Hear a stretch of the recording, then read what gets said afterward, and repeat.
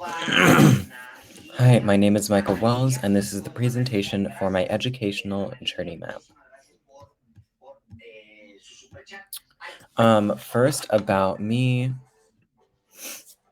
Why are you at Academy and why now? My main reason for going to WGU Academy is so that I can move on to the full WGU program because I would like to pursue a degree in computer science. The reason I chose now is because I feel like I'm very stable with my job and I'm just ready to make the next step in my education.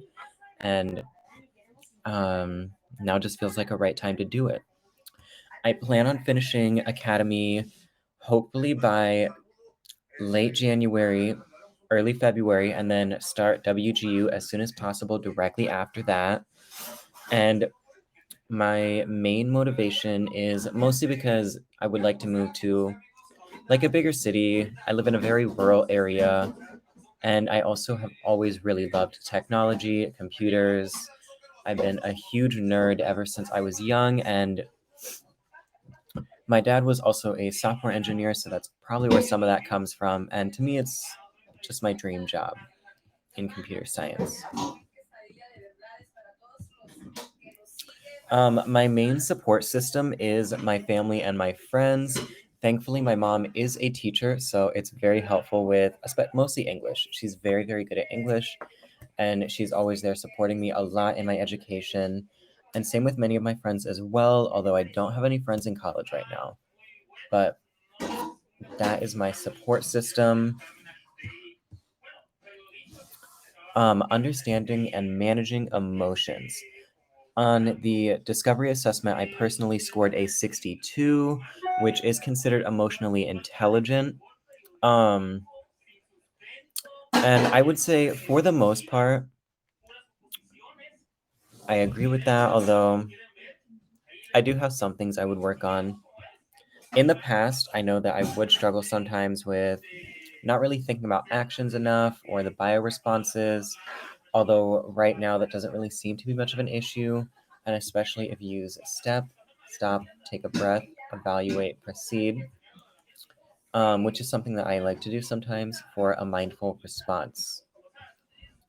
On this, it says, how important is it to you to improve your ability to manage your emotion? I put neutral because I feel like it's not something I need to be focusing on right now.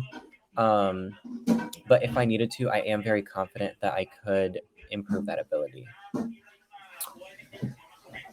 Now, self-efficacy is basically your ability to motivate yourself and have a thriving mindset. And a thriving mindset is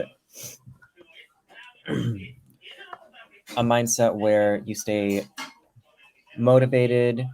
If you fail, you try again, you keep going. And my self-efficacy score on the discovery thing was a 30, which I think was like kind of low.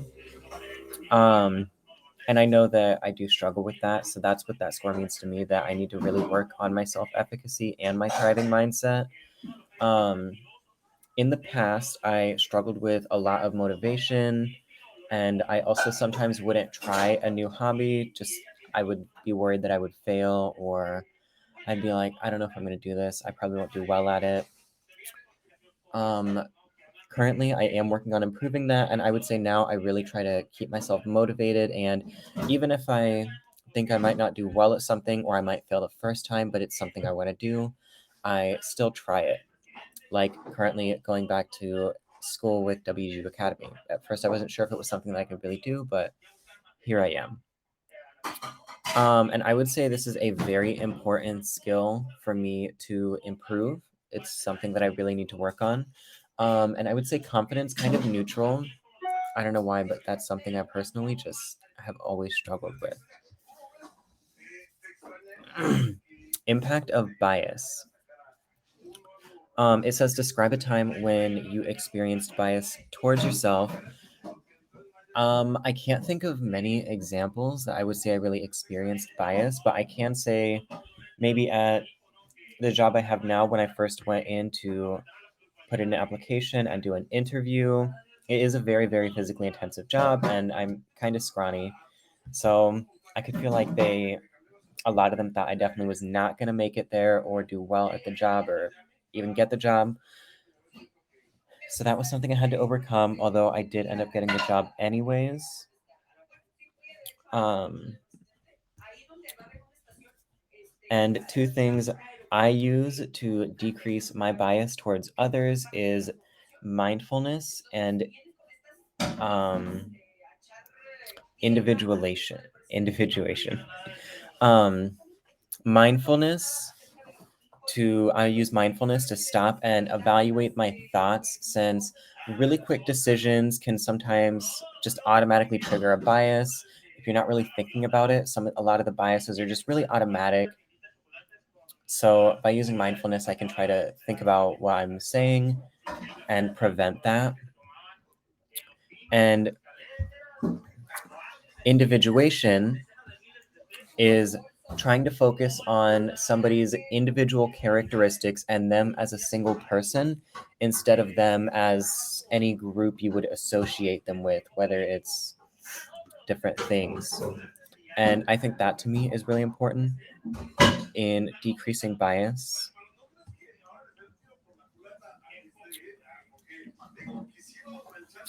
Communication skills. I scored a 61 on the self-assessment discovery, which to me shows that I am currently doing a decent job with my skills and understanding my role as a communicator.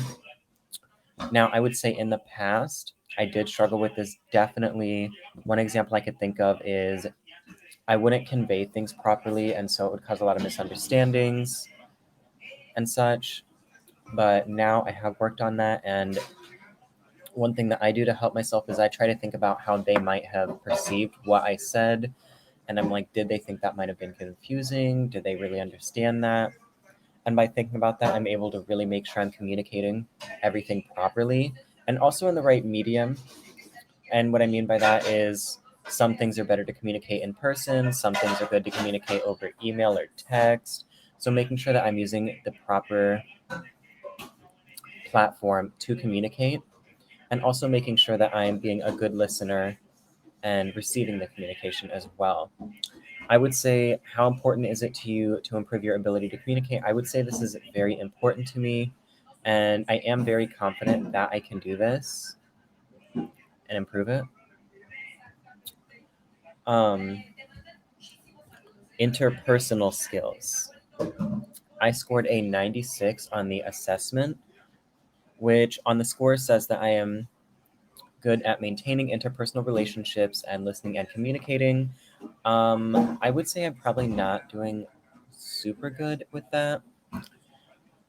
In the past, sometimes I would struggle with interpersonal skills, definitely. Typically, I would avoid a lot of any emotional situations, or I was really bad about talking about anything serious. I would try to change the subject. Also, I was bad, like I wasn't a good listener and active communicator. Now I have used what I learned in this course to kind of handle that, face the more difficult topics, and making sure that I'm being a good listener and communicator. It is very important to me to improve these skills because the interpersonal skills, I think those are probably some of the most important because you use those on a daily basis with friends, family. So that is something that is very important for me to work on and make sure I'm doing well at. And my smarter goal. Um, the why statement. I want to complete these goals so that I can start a new career in a path that I love doing. And that is why I have the goal I do. And for the SMART goal, the very achievable one, I want to complete WGU Academy by January of 2022. So that is the specific date, and I think it is very achievable for me. And as a reward for doing it, I would enroll in WGU, obviously. But also, I don't know, I would probably go celebrate or something like that. Resources I need and who can help me. I would say the main resources I need is just different materials to study, different ways to study, because I am more of a visual learner And also my family, and my mom was a teacher, so I know she would be able to help me, my friends.